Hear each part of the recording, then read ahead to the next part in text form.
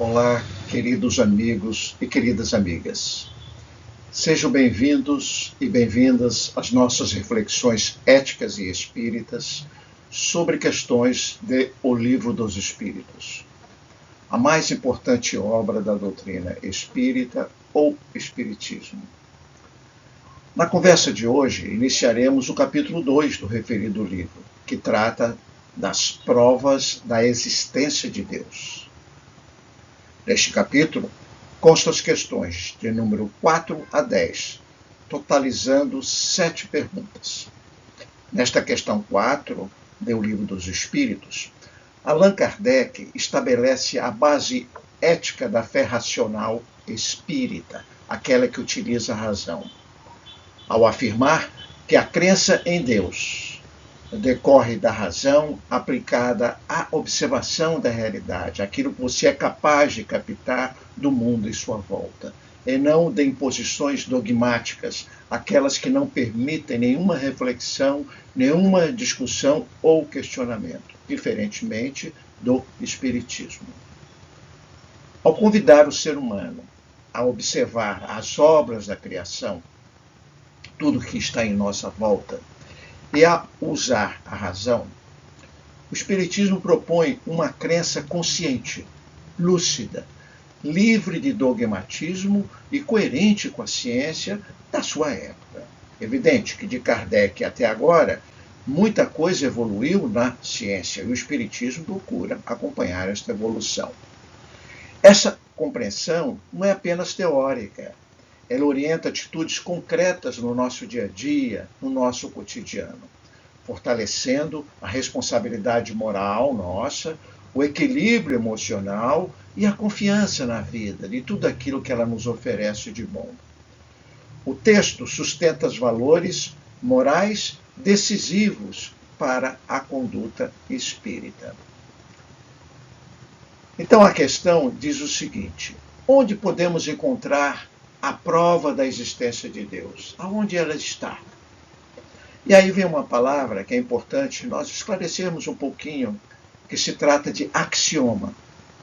É um princípio geralmente aceito em qualquer arte ou ciência. É a máxima, é uma sentença. E diz o seguinte: num axioma que aplicais às vossas ciências, não há efeito sem causa. Então tudo tem alguma origem, que é a causa.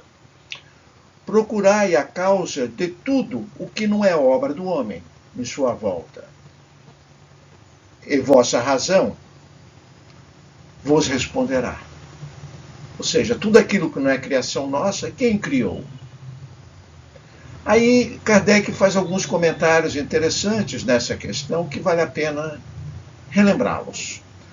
Para crer em Deus, é suficiente lançar os olhos às obras da criação. O universo existe. Ele tem, portanto, uma causa. Quem criou o universo? De onde vem a sua origem? Do nada? O nada não pode criar tudo o que existe. Duvidar da existência de Deus seria negar que todo efeito tem uma causa. E avançar que o nada pode fazer alguma coisa, já que não existe Deus. É para pensarmos um pouco. É sobre isso que nós vamos conversar. Então, a seguir, nós destacamos os principais aspectos éticos e valores morais contidos nesse ensinamento, nesta relação das provas da existência de Deus. Então, o primeiro é a fé racional como valor moral. Isso é muito forte na doutrina espírita. E o valor ético que nós temos é o uso responsável da razão. Então, o Espiritismo propõe uma fé. Fé é você crer em algo que não é possível ser comprovado. Primeiro, fundamentada na lógica, na razão, e compatível com a ciência. Livre do misticismo cego, aquele da fé cega que você é obrigado a acreditar, muitas vezes gerando medo, né? Moralmente, isso educa o espírito a pensar antes de crer. Eu não posso crer em algo que eu não compreendo, que eu não sei. Então, evitando-se assim o fanatismo e a superstição. Então, para nós crermos em vários princípios doutrinários espíritas, nós temos de estudar muito e compreender naquilo que é possível. Aí nós vamos construindo a nossa fé racional, como a doutrina espírita nos ensina. Outro princípio importante que nós podemos tirar dessa questão é a responsabilidade moral diante da lei de causa e efeito. Tudo que nós fazemos, pensamos, falamos, tem alguma consequência, quer queira ou não aceitarmos esta premissa.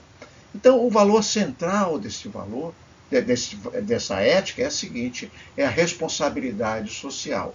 Nós temos uma responsabilidade social. Por quê? Se tudo tem causa, os atos humanos também têm consequências.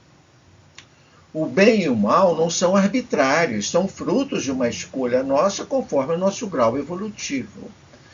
Cada espírito é responsável pelo que ele semeia, pelo que ele planta. Então, nós vamos colher tudo aquilo que nós plantamos. Aceitemos ou não esta premissa. É interessante isso, né?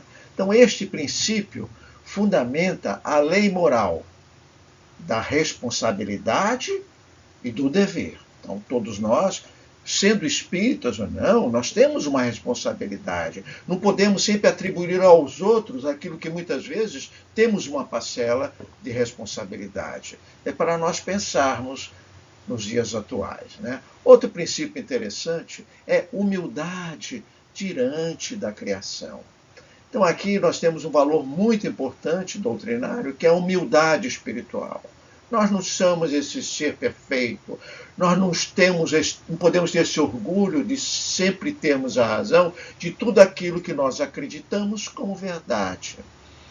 Então é importante o seguinte, nessa passagem diz que para crer em Deus, como Kardec comenta, é suficiente lançar os olhos da obra da criação. Olha em sua volta. O homem criou isto, e de onde vem essa criação? Então, nessa contemplação do universo, nós podemos aprender o seguinte, a pequenez do orgulho humano, a grandeza da inteligência suprema, que podemos chamar de Deus, de Baba, de arquiteto do universo, há várias denominações para isso, mas há uma inteligência suprema. E respeito às leis naturais, coisa que hoje em dia, muitas vezes, é tão desrespeitada, principalmente as leis que regem as nossas relações com a natureza, com tudo aquilo que está em nossa volta. Moralmente, o que podemos tirar desses ensinamentos? Isso conduz à reverência, sem medo, e à simplicidade interior. Temos de ter sempre essa reflexão profunda da nossa essência. Rejeição do materialismo absoluto, né? Que muitas vezes nega a existência de algo que não seja material.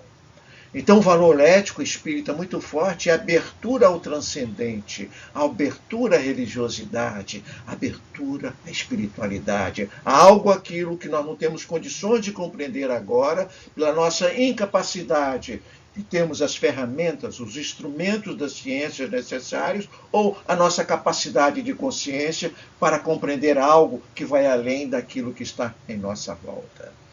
Então, isto leva o seguinte, que negar a causa e inteligência do universo implicaria admitir, primeiro, que o nada produz algo. O acaso substitui a ordem. Como podemos aceitar isso? É para refletir um pouco, né?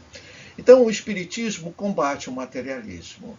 Ele coloca em xeque o materialismo reducionista sem negar a ciência, preservando a dimensão espiritual da vida, essa junção da experiência, da razão, da lógica, da ciência, mas também tendo abertura do aquilo que a ciência não tem a capacidade de explicar agora, é só nós olharmos a evolução da ciência, que um dia ela irá explicar, que é a dimensão espiritual da vida.